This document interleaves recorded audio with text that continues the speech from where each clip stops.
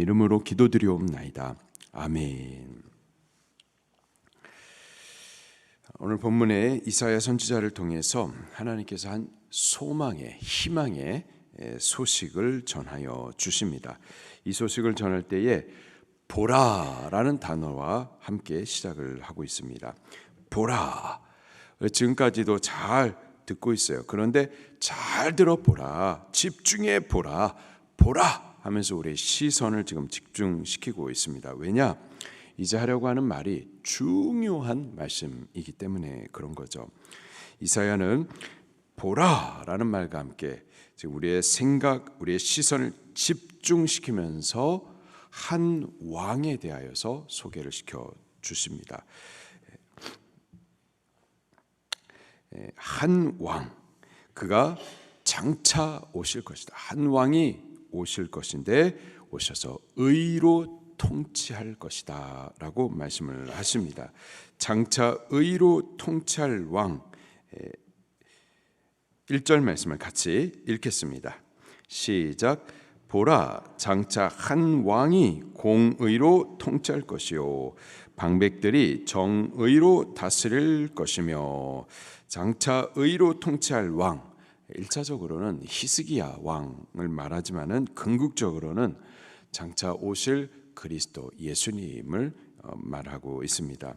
이사야서는요 계속해서 장차 오셔서 의로 통치할 그 그리스도에 대해서 거듭 언급해 오고 있었었죠. 이사야 11장 1절에 이새의 줄기에서 한 싹이 날 것이다. 4절에 공의로 빈핍한 자를 심판하며 정직으로 세상의 겸손한 자를 판단할 것이다. 이렇게 예언을 해주고 있습니다. 또 이사야 9장 6절에 한 아기가 우리에게 날 것이다. 한 아들을 우리에게 주신 바 되었는데 7절에 그가 다윗의 위에 앉아서 나라를 굳게 세우고 영원히 정의와 공의로 나라를 보존하실 것이다. 그렇게 또 예언을 하고 계시고요. 이사야 7장 14절부터 15절에 보라, 처녀가 잉태하여 아들을 낳을 것이요 이름을 임마누엘이라 하리라. 그가 악을 버리고 선을 택할 것이다. 그렇게 우리에게 예언을 해주십니다. 이사야가 우리에게 지금 집중시키고 있는 그 한 왕, 그 왕은 장차 오실 그리스도를 가리키는 자로서 그는 다윗의 혈통을 따라 왕으로 오셔서 죄로 망가져 불의가 가득하고 불공평이 많은 이 세상을 공의와 정의로 통치하실 분이십니다. 1절 후반에 보니까 그 공의로 이제 이 한 왕이 다스릴 건데 그때가 되면은 방백들도 정의로 다스릴 거라라고 예언을 하고 있어요. 1절 다시 한번 읽겠습니다. 시작. 보라, 장차 한 왕이 공의로 통치할 것이요 방백들이 정의로 다스릴 것이며. 이사야 시대의 가장 큰 문제 중에 하나가요, 이 방백들과 지도자들이 공정하지 않은 재판을 하는 데 있었었죠.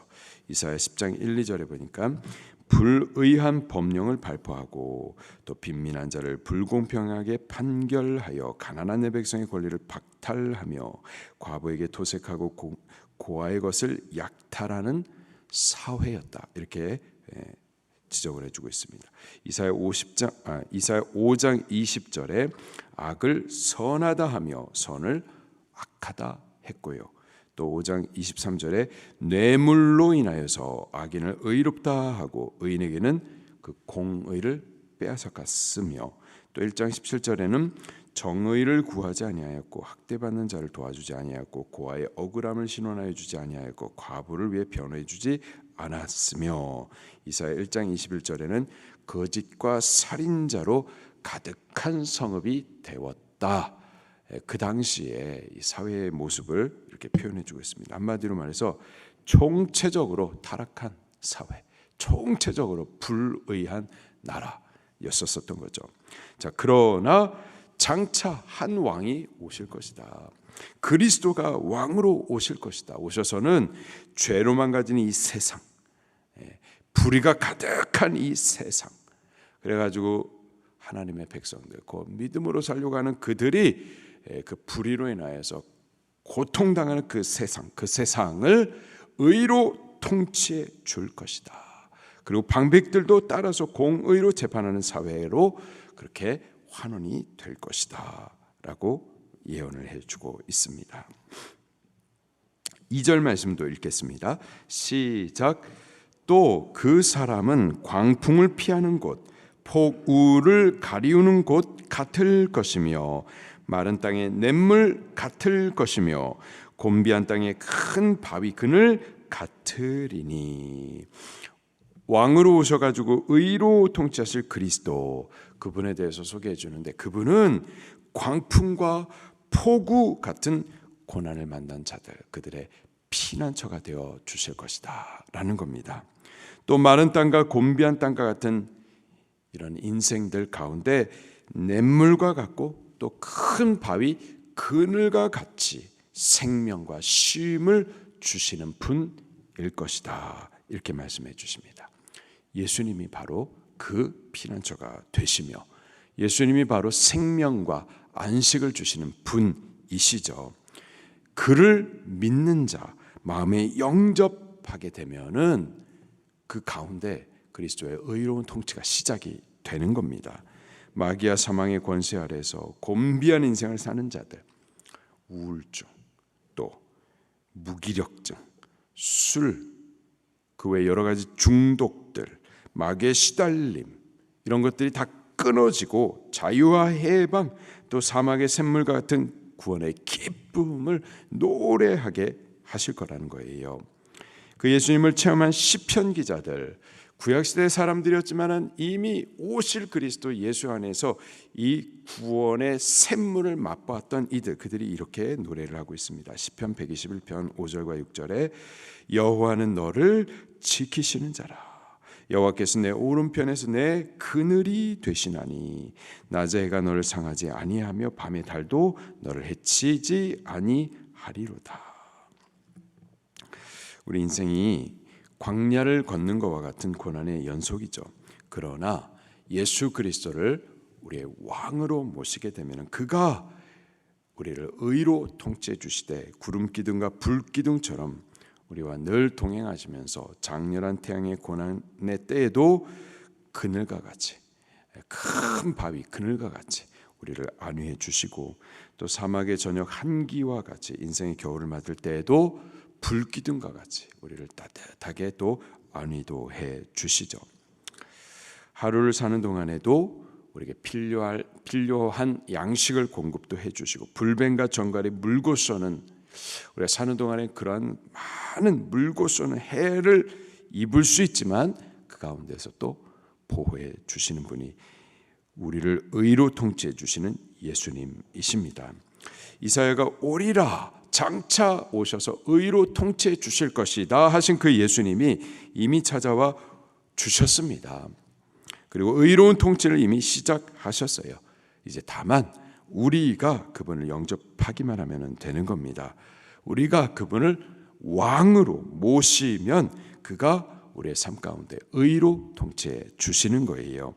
내가 스스로 왕이 되려고 하지 말고, 우리 인생을 스스로 주관하려 하지 말고 그것을 내려놓고 지금 예수님을 우리의 왕으로 모시기를 예수님 이름으로 축원합니다.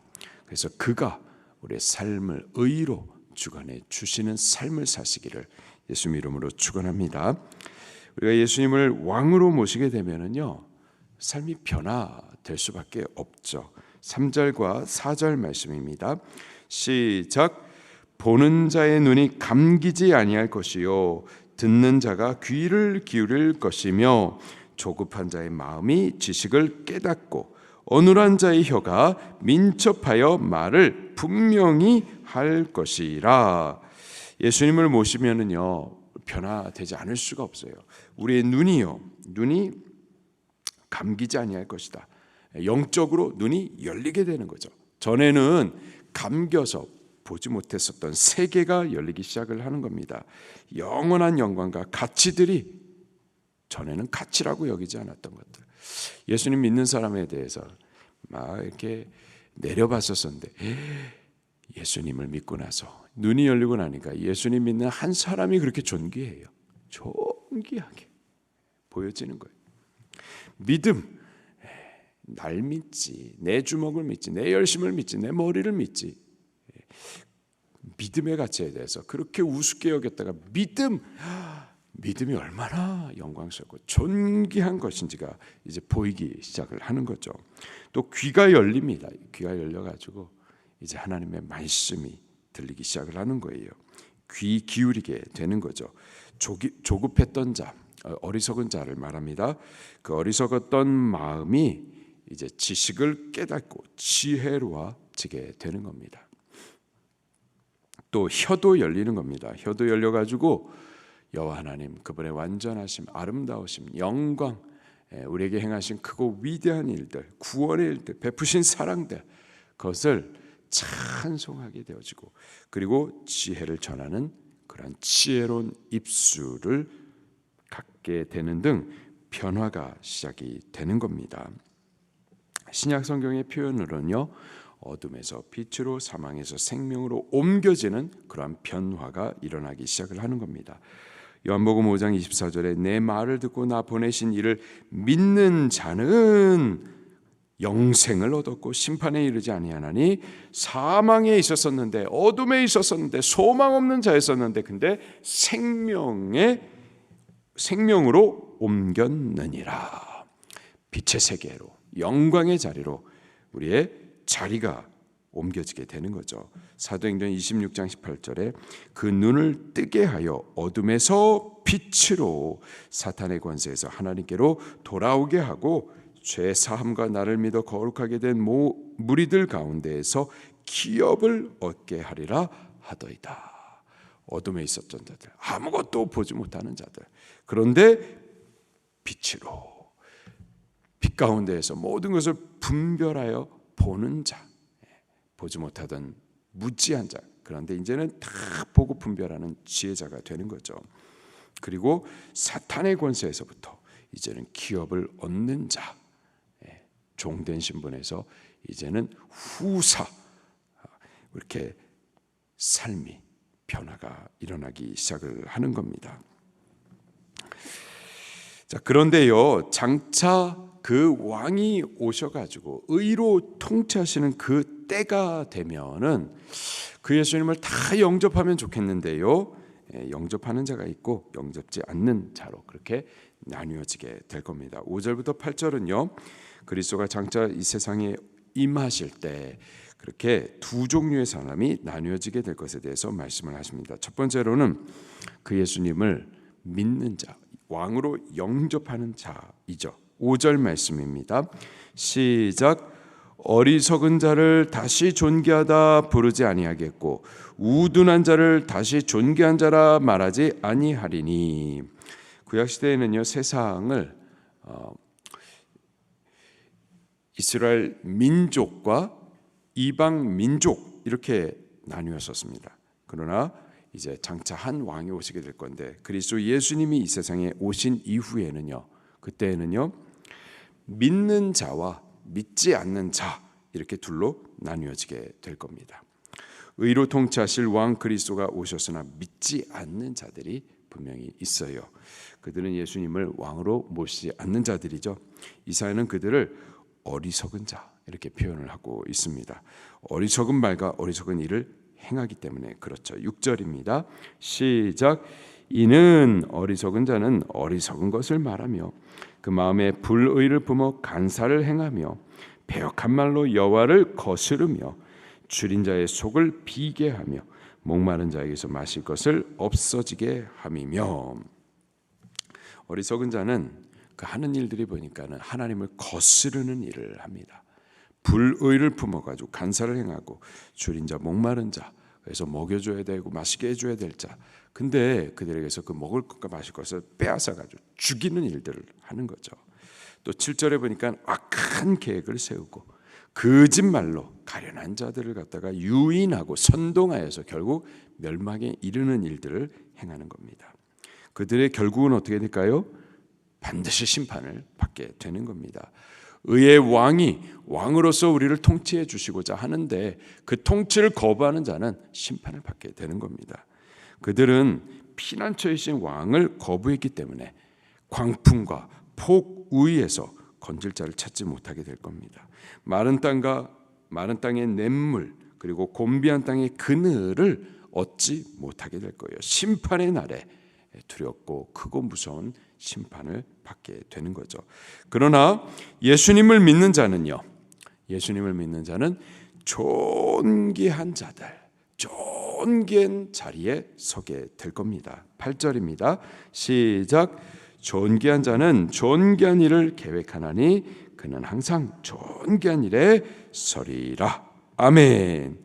예수님을 믿는 자, 예수님을 왕으로 모시는 자, 그들은 존귀한 자들입니다.